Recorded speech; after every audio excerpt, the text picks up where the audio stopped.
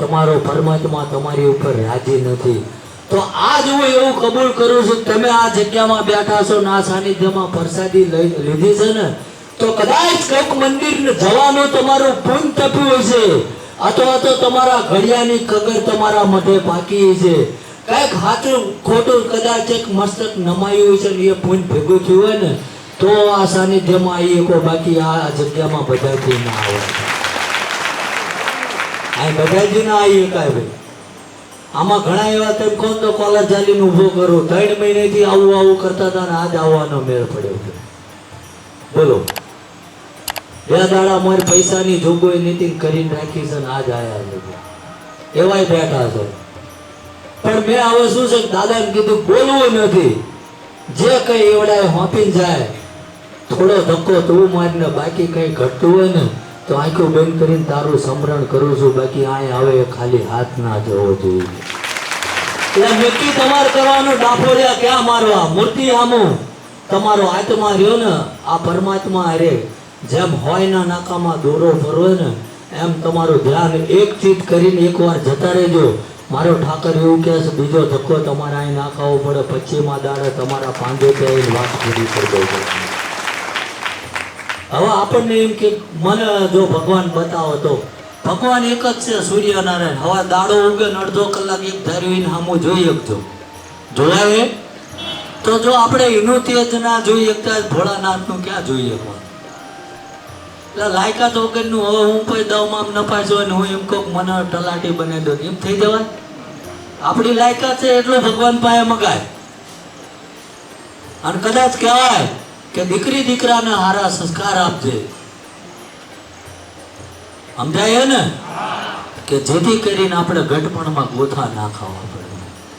અને હું તો બેનોય બેઠા છે ને કહું છું કે જે કંઈ કદાચ ઘરમાં કદાચ ઘરડું માવતર હોય, આપણા ઘરે એક નાનું બાળક હોય ને એવું જ વર્તન એનું થઈ જાય ઉંમર થાય એટલે આપણે એને પાડોશમાં જઈને એના અવગુણ ના ગાવા. આપણે એવું સમજી લેવાનું કે આપણા ઘરમાં 2 બાળક છે, એકને નહીં 2ને સહન કરવાના.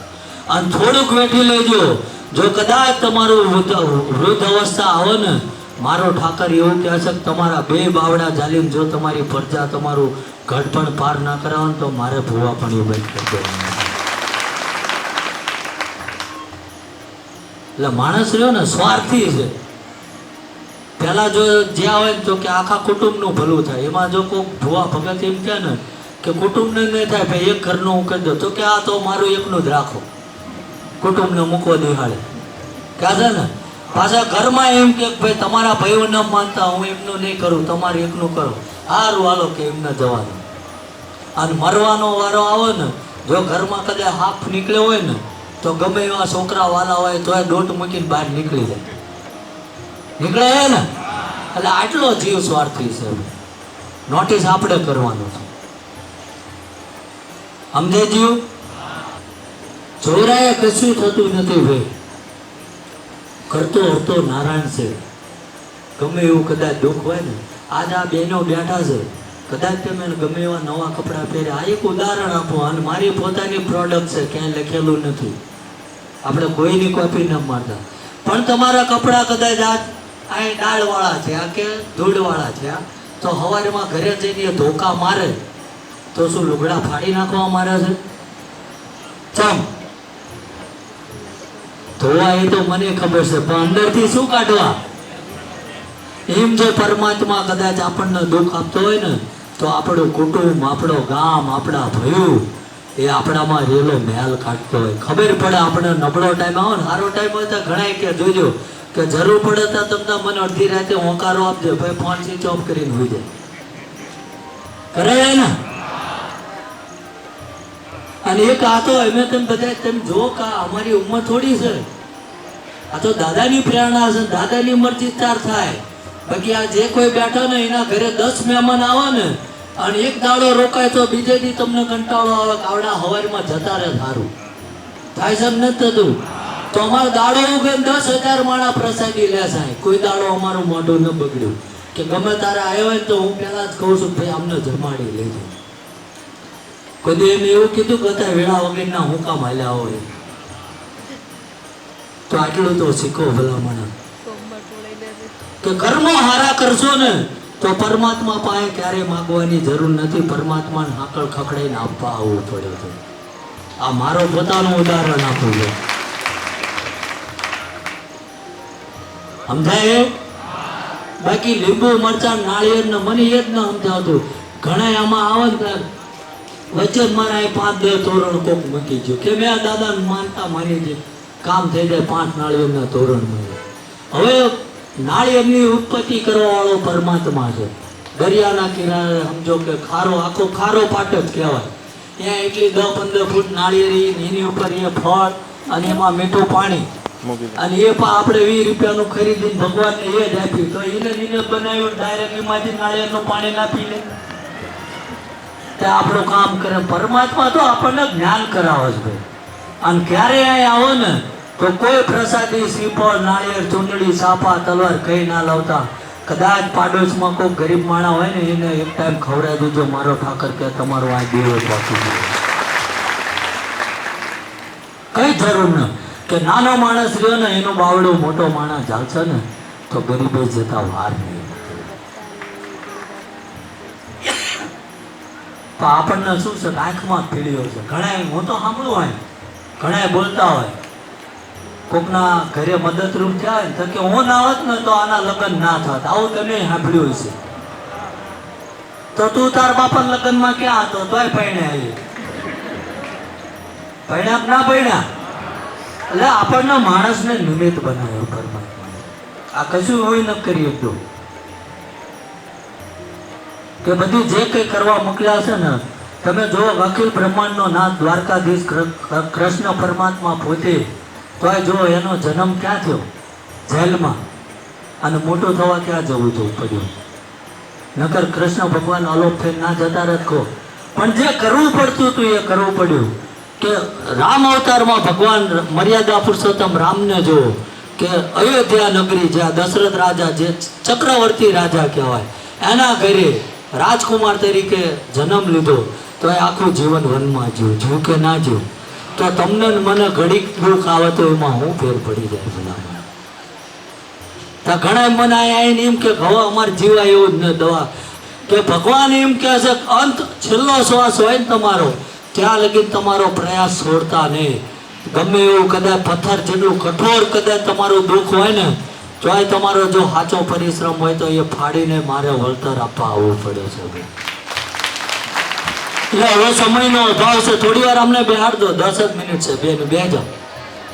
સમયનો અભાવ છે. ફરી વાર કદાચ આવશો તો ફરીથી સભા કદાચ સંબોધતા હશે. તમને આગળ જે કંઈ દાદા પીરસશે એનું તમને સૂચના આપશું. જે કંઈ સૂચના આપી છે એને અનુસરવાનું. કે આ અમે કોઈને બાધા ન આપતા. જે 2 અગરબત્તી કરો ને એ એક તમારી આસ્થા છે. અને એ આસ્થા કે નાનામાં નાનો માણા હોય ને પેલું 100 ગ્રામ તેલ બગાડવું એની કરતાં 2 અગરબત્તી, અને એ તો હોય તો, બાકી ના હોય ને તો નાભીનો નાદ કરજો. મારો ઠાકર એવું કહે છે કે વગડે બેઠા હોય તો હું આવીશ. એટલે સમયનો અભાવ છે. પણ જેની દયાથી, જેની પરમ કૃપાથી, જેના આશીર્વાદ છે ને, તો આ સાનિધ્ય ઊભું છે. અને લાખો, હું તો એમ કહું છું, આ છેલ્લા 8-9 મહિનાના પ્રયાસથી 1.5 લાખથી વધુ યુવાનોએ દારૂ મૂકી દીધો છે. તો કાલ વાર કદાચ અમારું મોત આવશે ને તોય અમને અફસોસ નહીં થાય. કેમ કે 1.5 લાખ પરિવાર તો બચાવીને જેવી છે ને આ ધરતી ઉપર કંઈક કરીને જેવી છે. એટલે તમે આટલું નક્કી કરજો. અને હું તો કહું, કઈ ના સુધારી શકો ને તો પોતે આ ખાટિયા પીવો એ બંધ કરી દેજો, તો ગામને સુધાર્યા બરોબર જ છે. સમજાય? આમાં કેટલા મૂકીને આવશે? હાથ ઊંચો કરો. અહીંથી જ્યાં પે કેટલા દારૂ મૂકી દેશે? હજુ મોહ નથી જતો. બોલો. પછી 5 વર્ષ પછી આયટ લઈને આવવા પડશે. લીવર ને કિડની બધું જતું રહ્યું હોય છે. પછી તેની તમારે જીવવું હોય છે, જીવવાની વેળા નહીં રહી હોય એવા લાવત છે. કારણ કે આજ આ લીમડાનું ઝાડ છે, લીલું છમ છે, પણ રોજ તમે એની ઉપર એસિડ નાખશો તો એ હુકાય છે કે નહીં હુકાય? એમ તમે આ એસિડ તમારા શરીરમાં રેડશો, શરીર હુકાય છે કે નહીં હુકાય? નક્કી તમારે કરવાનું. અમારા બાપાનું કઈ લૂંટાવાનું નથી. 20 વીઘા તમારા બાપાની તમે ઓછી કરશો, અમારે ક્યાં અહીંયા વાટવા આવું છે? કારણ કે અહીંયા આવેલું બાતલ મારો ઠાકર હવની નોંધ રાખે. ગમે એ હોય ને 2 વર્ષે મારી સામે આવે ને તોય હું એને કહું છું 2 વર્ષ મેં તમને આ જ કીધું હતું. કોઈ નોટ પેન ન રાખતો. એમ તમારી નોંધ કરે છે, કદાચ હું હોય કે ના હોય. અને કાલ આ જગતમાં હું હશું કે નહીં હોય એ તો રહેવાનો છે. તમારું આવેલું હોય ખાલી નહીં જાય, એ હું વિશ્વાસ સાથે કહું છું. પણ ખોટી જગ્યાએ ના ફસાતા કે આ પૈસા માગે છે ને આ મફતમાં સેવા કરતા રોજ અહીંયા સેવા કરવા જજો. હું ના ન પાડતો, પણ તમને એમ કે ને આ વાળવાના આટલા પૈસા થશે ને આ વિધિના આ થશે ને એવી જગ્યામાં ભરાતા નહીં. ઘણા તો એવા દાખલા મારી પાસે આવે છે જે બોલાય એવું નથી જાહેરમાં. સમજાય ને? હા, કારણ કે હું માનું છું હશે ભૂત ફલિત બધું હશે.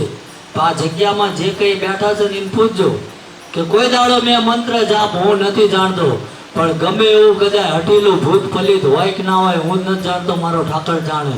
પણ ઓટલા ઉપર બેહાડો ને એટલે 15મી મિનિટે આ જગ્યામાંથી એને નીકળી જવું પડે. આ મારો ભરોસો પડે છે. કોઈ મંત્ર જાપ નહીં, કોઈના વાળ નહીં ઝાલવાના, કોઈને કહેવાનું નહીં નીકળ ફલાણું ઢીમચું આ તે બેઠો છે પરમાત્મા. જો તમારી એની દ્રષ્ટિ એક થાય ને કદાચ ગમે એવું જો તમારી અંદર ઉતારેલું હોય તો એના જગ્યામાં જ આ ખોડિયું ખાલી કરીને નીકળી જવું પડે. એટલે એ લઈને હાલવું છે.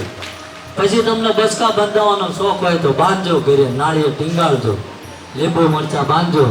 તો એ લીંબુ તો લારીમાં લઈને હું કામ બેસવા નીકળ્યો? ઘરે તોરણ બાંધીને એ જ ના સુખી થઈ જાય. હા, આપણે અંધશ્રદ્ધામાં જવું છે. પછી એટલું અમે કહેવી છે ને તોય સુધારો નહીં આવે. એટલે જે કઈ જેની દયા છે અને જેને હું હૃદયના ભાવથી માનું છું, ભગવાને જો 2 હાથ આપ્યા હોય તો આપણે બધાએ 2 હાથ ઊંચા કરીને જય બોલાવવાની છે. પાપ લાગે એ મને આપતા જજો, ભૂલ થાય તો તમે લઈ જજો.